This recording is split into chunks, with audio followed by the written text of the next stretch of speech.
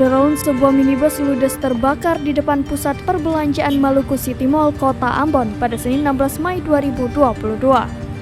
Mobil disinyalir adalah angkutan kota atau angkot jurusan Kudamati. Menurut keterangan saksi, kebakaran terjadi sekitar pukul 10 waktu Indonesia Timur.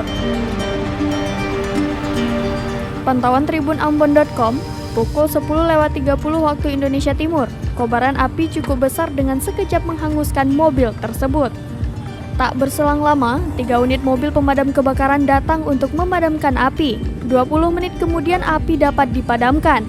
Tidak ada korban dalam kejadian tersebut, namun sempat menimbulkan kemacetan akibat warga yang menonton di sekitar jalan. Tampak juga aparat kepolisian mengatur lalu lintas di sekitar lokasi kejadian. Belum diketahui pasti penyebab kebakaran tersebut, namun disinyalir api berasal dari tangki penampungan BBM.